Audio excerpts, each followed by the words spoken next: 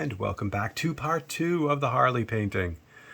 I promise I will come up with a better title. The Chevelle painting, the first open studio, the first full open studio was called, the working title was the Chevelle painting, and I never came up with a better name, so it became the Chevelle painting. But I promise this will not be called the Harley painting. I'll come up with something better for this. All right, so there's the HD. This is the cutout we did for the background. So now, again, what's nice is this is the same file as it was, you know, the one I sent to HD. So this is going to fit exactly on here. If it doesn't fit exactly on there, I don't have the right file. So there's that. But this is good. So what I'm going to do, again, this is ampersand board, and even though I have the steel Visionaire workstation, I missed those down there. That's not going to work. What I was going to say was I have to use the super strong neodymium magnets to get all the way through the 1/8 inch ampersand board. So I have some other magnets too. Let me just do a couple quick cutouts that I missed on the last one. They're right here.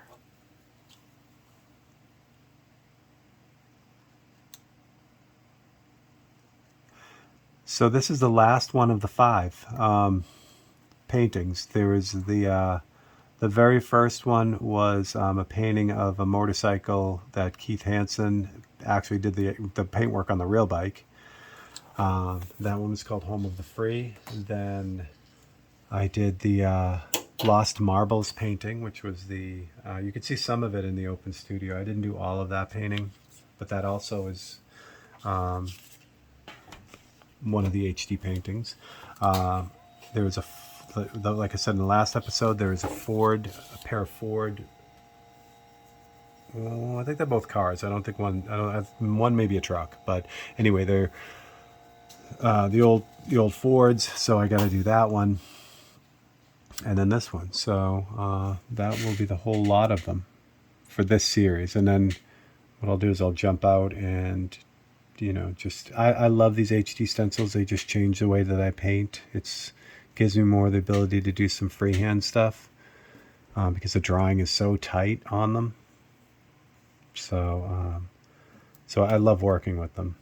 And again, I will keep putting links to their site in the description so that you guys can get some of your own. They are very, very cool. What I got to be careful of with these magnets, again, they're super strong. So even though they're really, really strong, they still have to do some work to get through the ampersand board down to the base, but I have to keep these magnets separate from one another because they are so strong. If I get them close, they'll just snap together. And snap hard too, and sometimes they break, which isn't good, so we don't want that. All right, so what I need to do first is I need to kind of neutralize the background. I need to get rid of, again, all the stuff I should have photoshopped out before I sent to them, but that's okay. I mean, it is kind of what it is, so I'm not overly crushed about it. Yeah, but if I go, oh, it's kind of high, isn't it? If I just start painting in black and try to cover this with black, it would work if this was 100% black. If it was totally black and then faded down, I could get away with it because I'm going to use all these shadows down here. And I don't care if they kind of show through a little bit, but up here, I don't want any of this showing through, even remotely. So I'm going to kind of hit this with white first or gray to kind of neutralize it. And then I'm going to go from there. So I still have black in the brush from when I kind of sprayed the HD stencil. There's just a little bit in there, so I'm going to use that as a base, and I'm just going to add some opaque white, and this is just opaque white, but it's reduced 1:1. So I'll put a bunch in there and mix that up.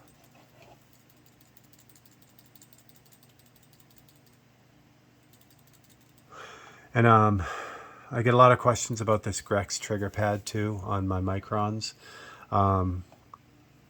So I'll say this again, and I've probably said this before in some of the other open studios. I've never been a big fan of these big pads for the airbrush. I've always just put sandpaper on the top of, actually I don't even have one that has sandpaper on it. Oh, I do. I have my Mojo, which has sandpaper. So what I'll do is I'll normally just put a little circle of It's like 180 grit, 200 grit sandpaper, wet dry sandpaper, and there's a glue dot, just one of those crafty rubber glue dots underneath that. And that just gives me a lot of positive, grip on the airbrush trigger. But what I find is if I spray for a long period of time, even just having the sandpaper on there really starts to hurt my hand, just cramping up and that kind of thing. What I find with the microns, the sensitivity is so strong on the micron that having a big pad relieves that pressure and adds a little bit of it just adds a lot, actually not a little bit, it adds a lot of comfort to it. The brush is still sensitive enough that I could feel everything that I need to get out of it, but it really works well. So that's kind of the quick answer on the trigger pads for that. Normally, like I said, I wasn't a big fan at all, but I've been using them more and more lately. So, and I like the Grex one a lot. It's soft, and it's got the ability to kind of rotate. So as I usually come at the trigger from the side at an angle. So as I use this, the pad will also kind of conform to the way my finger is. So I really like it. All right, get the black out of there first. So with this, notice that the template is not completely locked down everywhere. It doesn't have to be like an adhesive mask. Again, I don't want that stencil-y type feel. I just want it to be able to block the majority of the paint from the background. That being said, I still want to spray off the edges like this. So if I'm looking at the light, the headlight, I'm spraying off the edge of the template. I'm trying not to do this, spray towards the edge of the template, because then paint is just going to get underneath, and I don't want that. So it's not that I'm trying to keep it absolutely pristine, but I also don't want to fight it after either and have a bunch of stuff kind of that creeped underneath. So again, this is the kind of the neutralizing color, and that's mostly, even though the black is opaque, it's more the white that's really covering this. The copy paper that I use is it's really whatever premium copy paper they have. I've kind of enjoyed using the Staples. I'll put a link to it.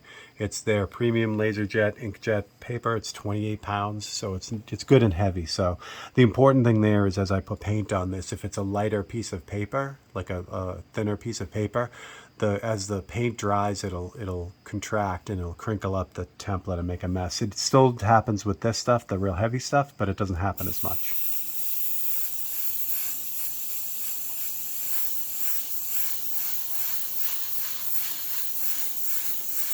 Sorry, dude in the leather jacket and dude taking pictures. You guys got to come out. I say that dude there is this is his bike, probably. After I just said I've never met the guy. He's probably standing right there. So I never had a booth at the World of Wheels. Whenever I would go to the World of Wheels, it was always to just hang out with Scott McKay, which is a lot of fun. He always had a huge booth at World of Wheels, which was great. So I would go and harass him.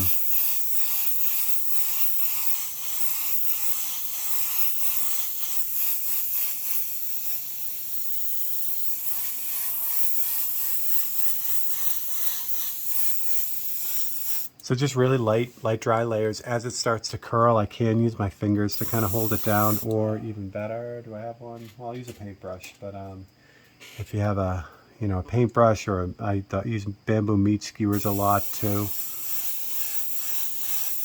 So those little little bamboo meat skewers, these work great for this too. So it's just to hold down the template where you're working.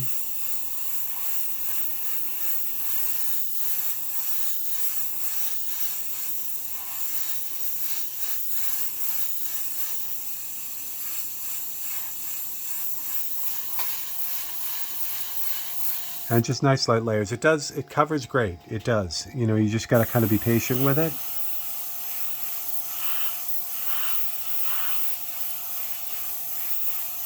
because applying it really wet and heavy is what is also going to force it underneath the template too. So again, dry, light passes will get you where you want to go.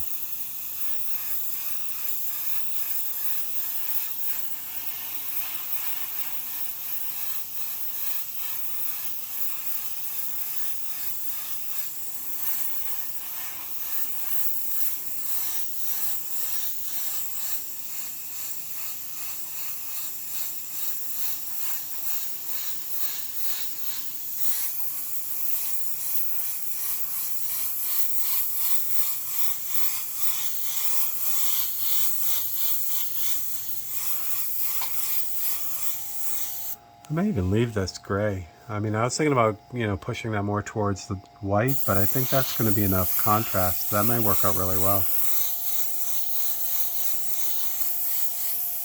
Also may add some texture to this too. I'm not 100% sure yet. I think the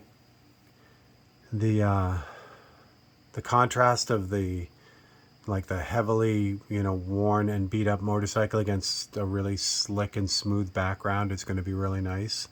But this may be too slick, so we'll see what happens. The other really great thing about working with these HD stencils is just what I did right there. You can make a lot of decisions on the fly. You can see things develop slower than if you have to because if you have to pre-think out everything with adhesive masks and stencils and all that, it doesn't give you too much freedom during the painting because you've already had to really think everything out through beforehand. So I did miss a cutout right there, but that's okay.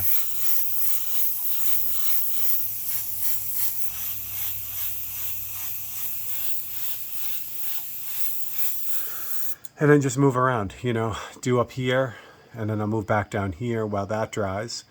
As I'm kind of spraying this area, then I can jump back up here once it's all dry.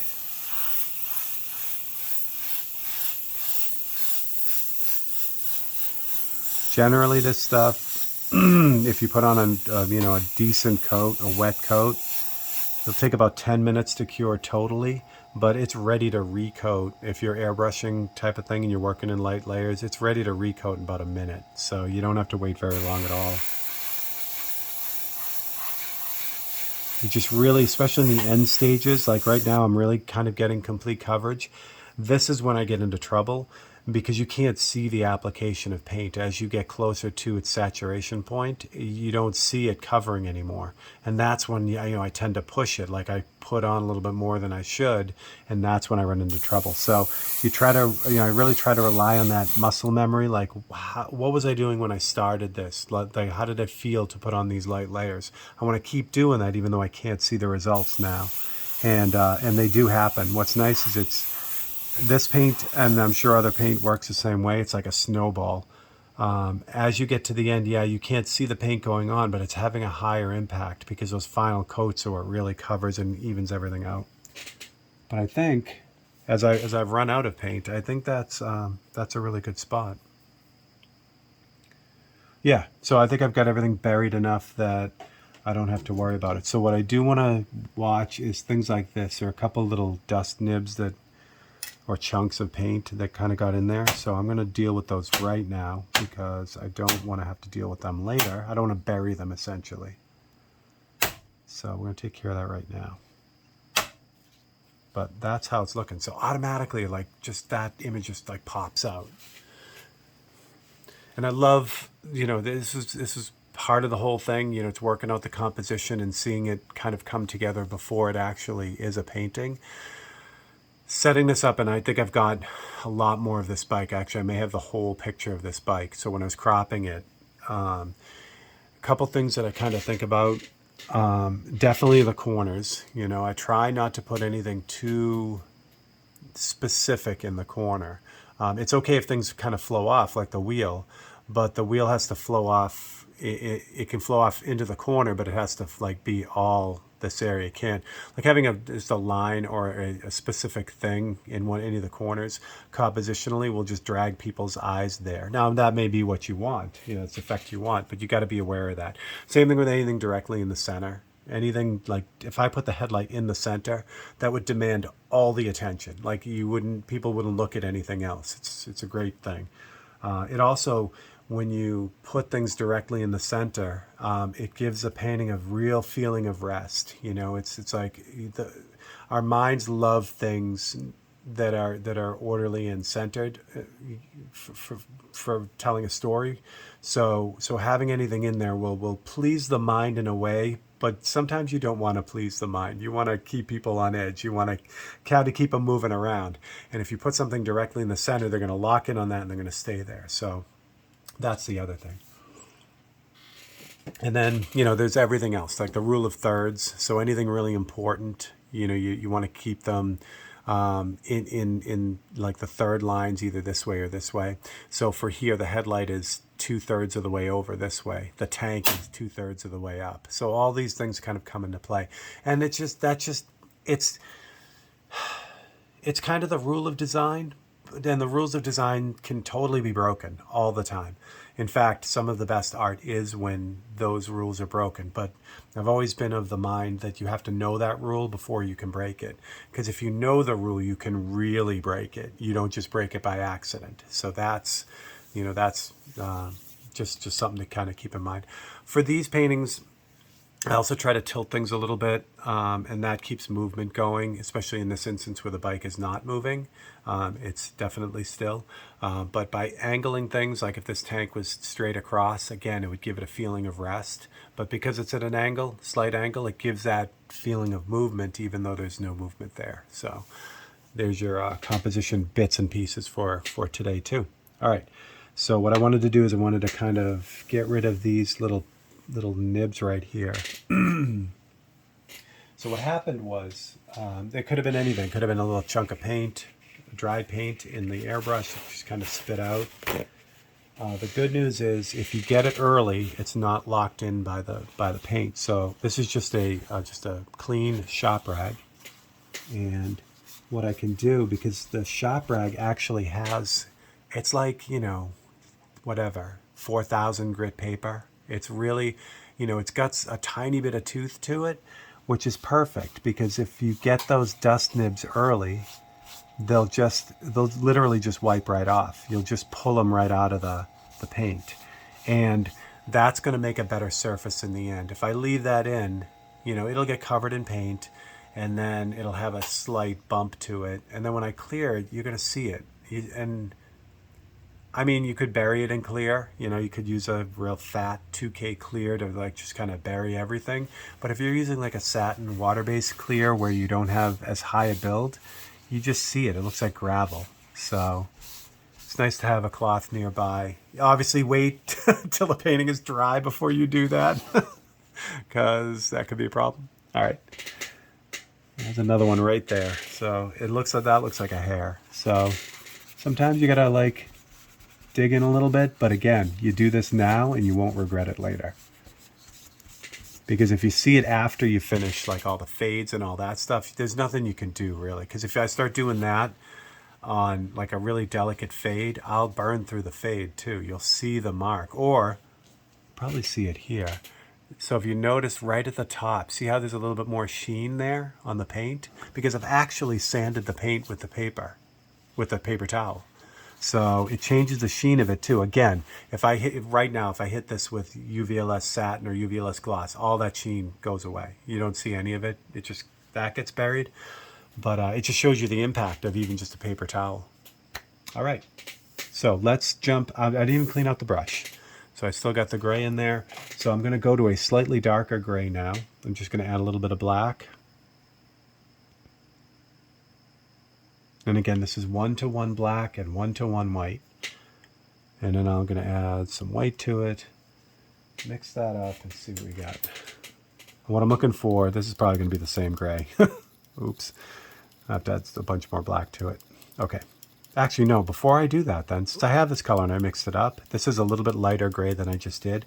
I'm going to hit the bottom part. So I'll start the fade in reverse.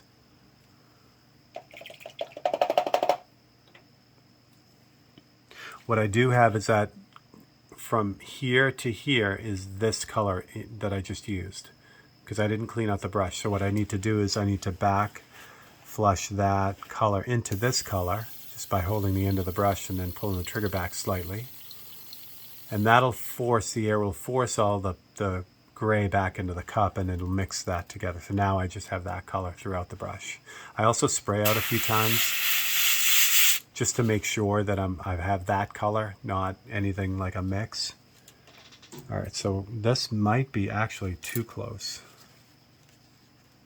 So we'll just line this up. It's easy to line this one up at this point now, just because it's so stark, you know, the difference between the two. Background and foreground. And since I'm just doing this area, I'm just going to drop a few magnets here.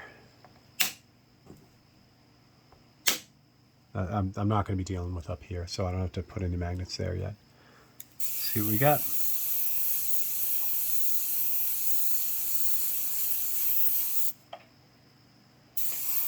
Yeah, it's pretty much the same color. All right. That's all right. So I'll finish, then I'll just finish off blocking out down there. Okay, so now that I've pretty much mixed up the same color, instead of adding the 1-to-1, I'm just going to add a drop of straight paint. And that will be much stronger, so that'll make this much darker fast. Instead of, if I added the 1-to-1, that's fine, it'll work. I'll just have to add twice as much of it, and now I have twice as much paint that I won't use. So there we go. That, yeah, that's fine. It's not dark enough yet, but that's okay. So now I am going to be painting up here. So let's move these magnets. Actually, you know what? We'll leave them on here because we're going to fade this down here a little bit too. See if I can get away with this. These smaller rare earth magnets that I put these little screw handles on, these will kind of work, but they have very little grab. So if I get these really anywhere near each other, they're going to snap together like that. So there's not enough down force on them to really hold them where they're going to be. These don't even. If I get these close together, they'll snap too. Like that. This so wants to go over there, so I'm not doing that. All right. Oh, take my own advice. So back flush that to get all the gray uniform. Shows my stick.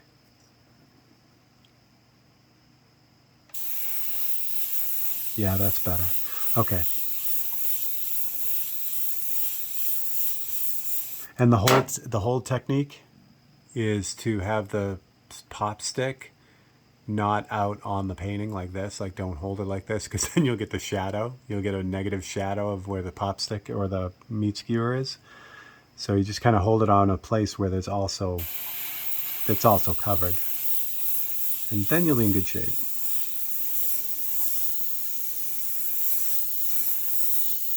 Oh, this is much better. Okay.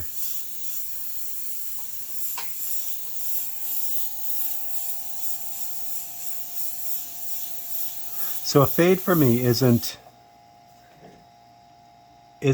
I mean, you would think that a fade with an airbrush is you start off with a lot of paint and you fade it away to nothing, and that is a fade. But when I'm doing a fade on a painting, or anywhere in a painting, even if it's just like the shadow area here on the tank or whatever, what I'll do is I'll build up the whole area with the next darkest value, and then I'll go to a darker value and then do a slightly smaller section of it. So in the end, the fade is made up of a multiple different layers of, you know, the color. It's not just a, you know, go back and forth and fade it as you go down the bottom. It creates a more complex fade, and it's usually a lot smoother too. Now this Micron will put on paint very smoothly, but if you add that to just kind of, you know, building up that color slowly at the top as it fades down, it becomes much smoother. All right. The other decision that I do a lot, or that I will do a lot with these fades and these backgrounds of the paintings, is the fade can actually create movement, and it can also help push things out. So I know that I've got the bulk of the dark behind the headlight already, so that's not an issue. There's not a whole lot of the background showing, so that this isn't going to really work as strongly as it would say in the Chevelle painting. But I could angle the fade, so I could have it from this corner down, or this corner down, or straight down, or whatever.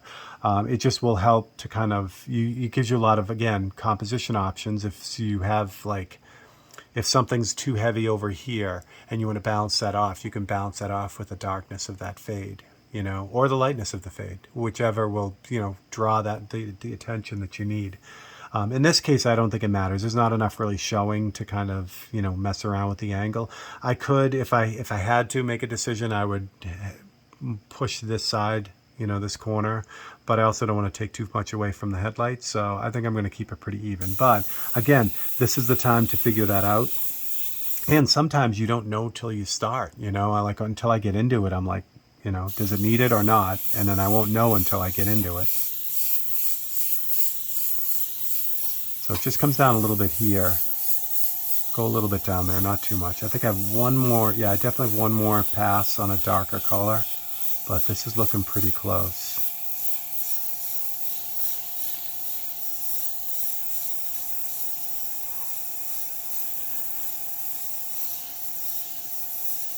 So the other thing that's important too with these, dealing with these templates, I've said that, I try to go at an angle like this, away from the template. One important thing to keep in note, if you do that, if you do it correctly, you see how there's I don't know if, hopefully you can pick it up, especially on the top of the headlight here. There's a lighter halo around the whole image. That's because the paper is actually getting in the way and blocking that paint from being right up against the surface. That's actually a really good sign. It's a really good sign because it means if that's going on, then I'm not getting a bunch of overspray underneath. Now, the problem with that is it creates this fuzzy edge in a way because you don't have, the really paint kind of going right up to the edge. So to alleviate that at the end, what I'll do is I will come straight down at the template along the edge. And again, really lightly, you don't hammer this thing, but you come straight down on the edge of the template, and that will kind of cure that little, paintless halo, essentially.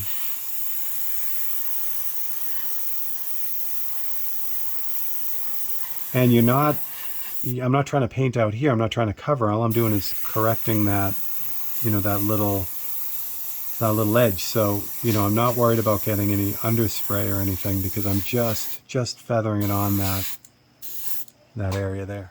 All right. And with that in the brush, I'm going to just add one more drop of black. There isn't a whole lot of paint in there, so this is going to have a big impact on this color. And I am going to grab some 4011 reducer. So I put one drop of paint, so I'm going to put 2, 3, 4, 5 drops of reducer because I want this fairly thin. Now I'm not going for coverage anymore. I'm going for just changing the value of it. So for this, I can use a real thin paint.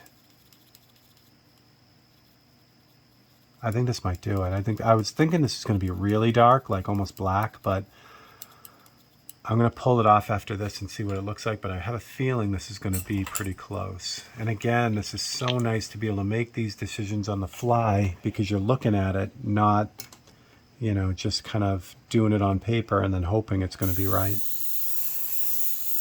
So same thing with this. This is the next darkest layer, but I'm not going to pull this all the way down where I, kind of faded the last color in. This is just really the top third of it.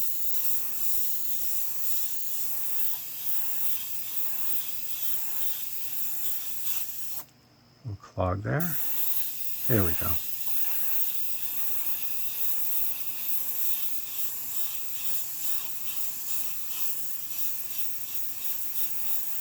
I'm going to move that magnet in a second too, this magnet right here, because it is totally in the way from the very top. And I want to see that fade in here too, so I'm going to leave that like that. And I'm going to pull this magnet because I don't need it, and I get a big time halo at the top from the magnet. Think of it like a reversed paint shadow, if you can't the magnet will block the paint.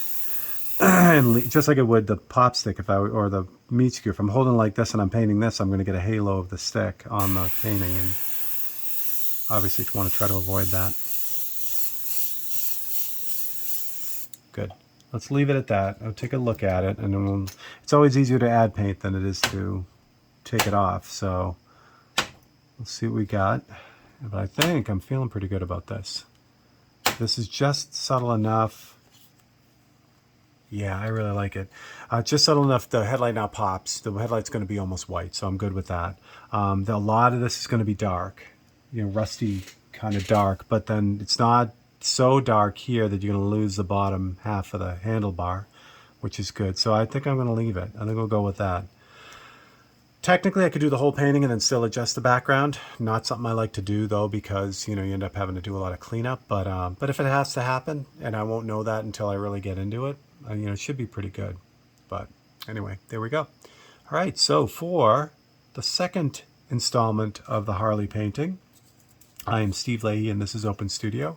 Again, you know the drill. If you enjoyed this and want to catch more, please like and subscribe and hit that bell icon, and you'll be notified when all the new ones drop, as well as the other videos like the time-lapse videos and the Tech Tuesdays and all that fun stuff. So, and the live feeds too. All right, so thank you very much, and I will catch you on part 3.